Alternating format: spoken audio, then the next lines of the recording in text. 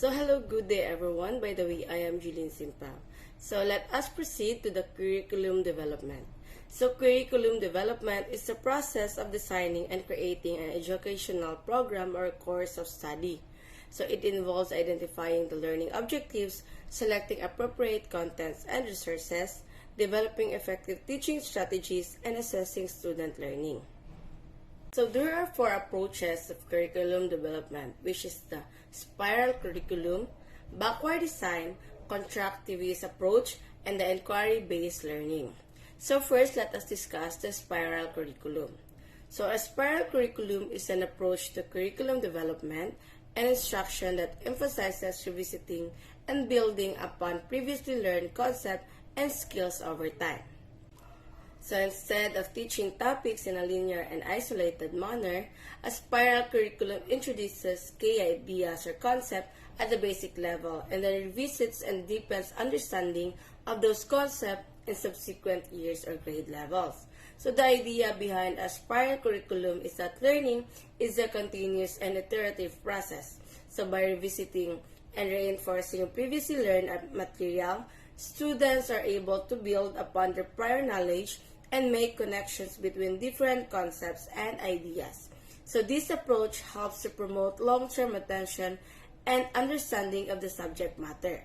So spiral curriculum are often used in subjects such as mathematics and science, so where concepts and skills are interconnected and build upon one another. So for example, in a spiral math curriculum, students may be introduced to basic addition and subtraction in the early grades, then revisit and expand upon this concept with more complex operation in later grades. So the next approach is the backward design.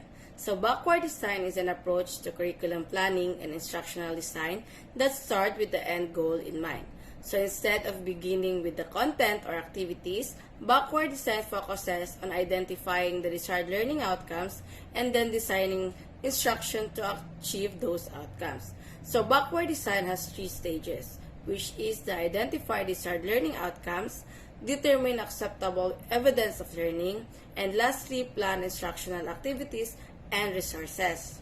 So in identify desired learning outcomes, start by clearly defining what you want students to know, understand, and be able to do by the end of the course. So these learning outcomes should be specific, measurable, and aligned with educational standard or goals. Next is determine acceptable evidence of learning. So consider how you will assess or measure whether students have achieved the desired learning outcomes. So this may involve designing assessments such as tests, projects, or presentation that align with the learning outcomes and provide evidence of student learning. And lastly, plan instructional activities and resources. So once the desired learning outcomes and assessment methods are determined, it is time to plan the instructional activities and select appropriate resources that will help students achieve the desired outcomes. So this includes selecting content, developing instructional strategies, and designing learning experiences that support the learning outcomes. So by starting with the end in mind and working backward design helps to ensure that instruction is focused on the desired learning outcomes and that the assessments align with those outcomes. So this approach promotes a more intentional and purposeful design of instruction. So as it emphasizes the importance of aligning instructional activities and assessments with the desired learning outcomes.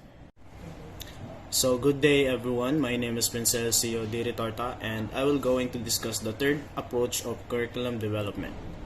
So, constructivist approach. The constructivist approach is a learning theory that suggests learners actively construct their own knowledge and understanding of the world through their experiences and interaction with their environment. It emphasizes the importance of learners' prior knowledge, personal experiences, and social interaction in shaping their learning. According to constructivism, learning is a process of constructing meaning rather than simply acquiring information. Learners actively engage in sense-making activities such as asking questions, seeking connection, and reflecting on their experiences. They build upon their existing knowledge and experiences to construct new knowledge and understandings. So, the 5 key principles of the constructivist approach. First is prior knowledge. Learners bring their prior knowledge and experiences to the learning process. New knowledge is constructed by building upon or modifying existing knowledge. Second is active learning. Learners actively participate and engage in learning activities such as problem solving, inquiry-based tasks, and hands-on experiences. They construct knowledge through their own action and interactions. So in number 3, social interaction. Interactions such as discussion, collaboration, and sharing ideas with others play a crucial role in the construction of knowledge. Learning is enhanced through dialogue and collaboration with peers and experts. So number 4, meaningful context. Learning is more effective when it occurs within meaningful and authentic contexts that are relevant to learners' lives.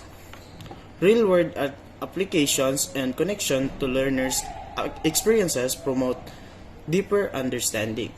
So the last one is reflective thinking. Learners reflect on their learning, make connections, and actively monitor their understanding. Reflection helps learners to make sense of new information and integrate it into their existing knowledge. So the constructivist approach is often implemented through student-centered and inquiry-based instructional strategies, where learners are actively engaged in constructing their own knowledge and understanding. Teachers serve as facilitators, guiding and supporting students' learning process rather than simply delivering information. So the last part of curriculum development is inquiry-based learning. Inquiry-based learning is an approach to education that emphasizes the active engagement of students in the learning process through questioning, exploration, and investigation. It involves posing questions, problems, or challenges to students and encouraging them to seek answer and solution through their own investigation and research. Inquiry-based learning promotes critical thinking, problem-solving skills, and a deeper understanding of concepts. It shifts the role of the teacher from a provider of information to a facilitator or a guide who supports students in their inquiry process. So here are 5 key elements of inquiry-based learning. First is questioning. Inquiry-based learning starts with a question or problem that stimulates students' curiosity and inquiry. These students can be open-ended, allowing for multiple possible answers or solutions. Second is investigation. Students are encouraged to explore and investigate the question or problem through research, experimentation, observation, or other methods. They collect and analyze data, make observation, and draw conclusions based on evidence. So number 3 is collaboration. Inquiry-based learning often involves collaboration and teamwork, as students work together to share ideas, discuss findings, and solve problems. Collaboration promotes communication, critical thinking, and the exchange of different perspectives. So number 4 is reflection. Throughout the inquiry process, students engage in reflection where they think critically about their findings, evaluate their methods, and consider the implication of their discoveries. Reflection helps students to connection and deepen their understandings. So the last one is student autonomy. Inquiry-based learning empowers students to take ownership of their learning.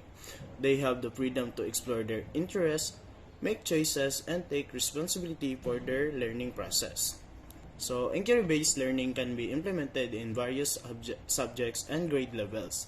It promotes active engagement, curiosity, and a deeper understanding of concepts as students are actively involved in constructing their knowledge through their own investigation and discovery. So, that's all for our report. Thank you and God bless.